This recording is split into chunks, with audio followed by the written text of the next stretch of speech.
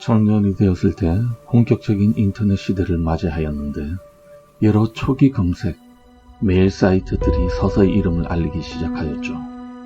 이때 저는 대부분의 온라인 메일, SNS 등의 가입 아이디로 영문 이노에블루라는 아이디를 썼습니다. 그 뜻은 Innovation, Evolution, 혁신과 진화입니다.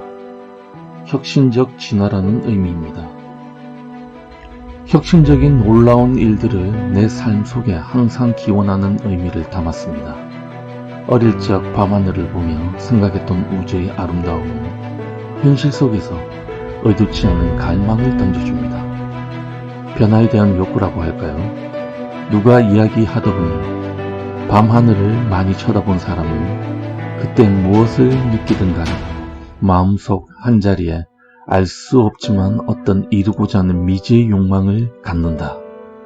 곰곰이 생각해보면 어릴 적 그런 행동이 어른이 된 현실 속에서도 저희 아이디에서 나타난 것이 아닌가 생각이 되어집니다. 혁신에 대한 갈망, 혁신적인 일은 어디 없을까? 혁신은 어떻게 해야 지속시킬 수 있는가? 혁신은 어떤 상황에서 더욱 두드러지게 표현이 될까? 혁신적인 사람이 되기 위해서는 무엇을 먼저 준비해야 할까? 우리에게, 나에게 가장 친숙한 것은 보통 혁신이었습니다. 그런데 지금 생각해보면 특별히 혁신적인 내용을 만들어진 것도 별로 생각이 안 나네요.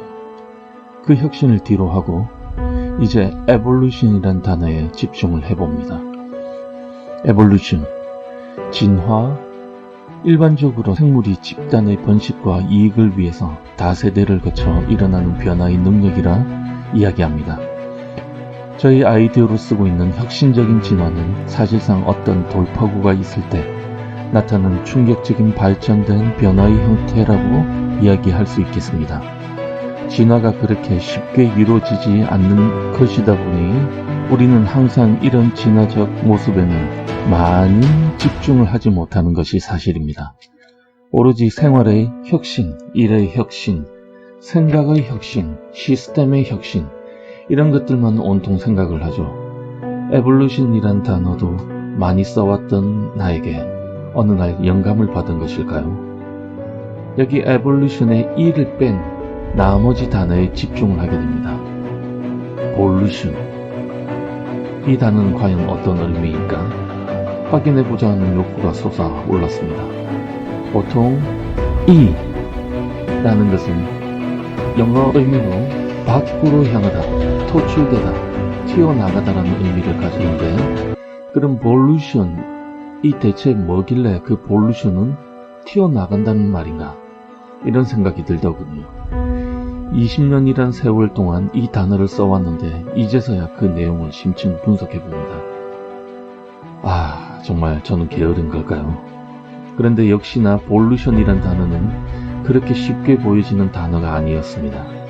많은 볼루션의 검색 내용들이 에볼루션으로 검색되어 진화라는 내용을 담기 때문입니다. 이건 내 잘못만은 아닌데 세상 사람들이 그렇게 집중을 안 하는 단어다 보니 그래도 그렇게 어렵지 않게 그 단어의 의미를 보여주는 내용을 찾았습니다. 그러면 이 볼루션이라는 뜻은 무엇일까요? 선회, 나선, 회전, 그리고 소용돌이. 유동역학에서 많이 사용하는 볼텍스와 비슷한 단어라고 쓰여져 있었습니다. 볼텍스는 유체의 와류, 소용돌이라는 개념이죠. 그럼 이 진화라는 단어가 소용돌이를 벗어난다, 소용돌이로부터 토출된다는 뜻인가? 근원의 물리적 존재. 그런데 어느 날 저는 우주의 관성계에 관한 이야기를 듣습니다. 차 안에서 공을 수직으로 던졌을 때 공은 그대로 위로 갔다가 아래로 떨어집니다. 그런데 밖에서 그것을 바라보면 공은 차가 가는 방향으로 포물선을 그리며 위로 갔다가 아래로 떨어지게 보일 것입니다. 이 둘의 차이는 바로 그의 현상을 보는 사람의 관성계가 다르기 때문에 나타나는 현상입니다. 이는 빛의 속도에 가깝게 움직이는 우주선이 있다고 할 때도 역시 같은 현상을 보일 것입니다. 같은 관성계 내에서는 물질의 운동 방향이 어떤 내용이든 같은 물리적 현상을 만들어낸다.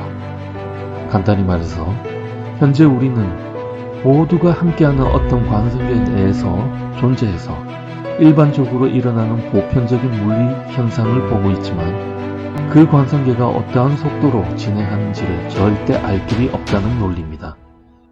왜? 같은 관성계 내에서 일어나는 어떤 물리 현상은 만약 그 관성계가 어떠한 속도로 움직여도 또한 멈춰 있어도 그 관성계 내에 일어나는 물리적 현상의 변화는 없다는 것입니다. 그런데 우리는 지금 멈춰 있질 않죠. 이 지구는 돌고 있고 태양을 중심으로 해서도 돌고 있고 태양은 또한 은하계를 중심으로 해서 돌고 있습니다. 여기까지 내용으로 봐도 우리는 지금 엄청난 속도를 지닌 관성계에 있는 것입니다. 아인슈타인의 양자역학 E는 mc의 제곱이라는 공식이 있습니다. 양자역학을 단편리적 현상과 이를 바라보는 관찰자의 상대적 물리 현상과의 관계를 거리로 표현하고 피타고라스의 방정식을 통해서 운동량, 힘량, 일량, 에너지량을 도입시켜 미분, 적분법의 적용으로 도출한 방정식입니다. 위 아인슈타인의 방정식은 에너지와 물질이 가진 에너지량을 나타낸 방정식입니다. 한포하는 중요한 의미로서 멈춰져 있는 물질이라 하더라도 물질이 그 고유의 특성을 잃고 사라지면 에너지로 변하는데 그 양이 빛의 속도의 제곱에 해당되는 에너지로 발생을 한다는 내용입니다. 이로 인해 원자폭탄에 대한 이론이 만들어졌고 태평양 세계대전을 끝내는 역사적인 바탕을 만들었고 수소폭탄과 핵발전소의 원리로도 사용된 중요한 공식입니다. 이젠 청정에너지의 최고봉, 핵융합발전의 완성을 위해 쓰여지고 있습니다. 여기서 아인슈타인은 이 공식에서 유추한 새로운 개념을 이야기합니다. 현재 우리가 관측할 수 없는 우리 우주라는 이 관성계 내에서 존재해 있는데 이는 아마도 빛의 속도로 움직이는 관성계에서 존재하는 것 같다.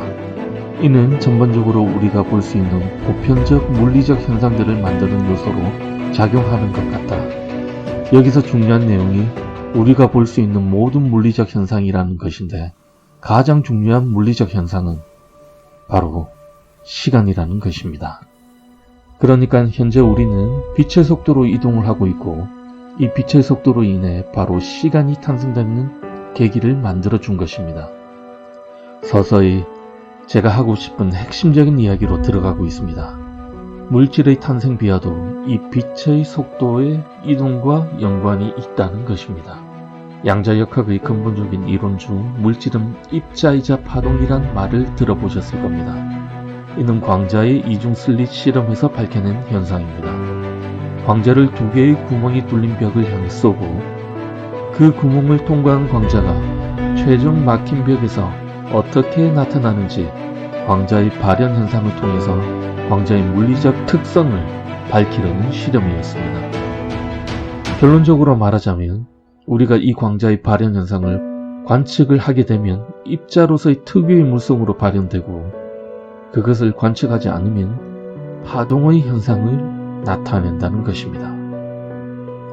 이는 물질이 실제하는 입자일 수도 있고 실제하지 않는 파동일 수 있다는 말로 귀결되는데 측정 가능한 물리 현상과 변하지 않는 과학적인 내용을 담아내야 하는 물리학계에서는 이는 거의 대패닉 상태였습니다.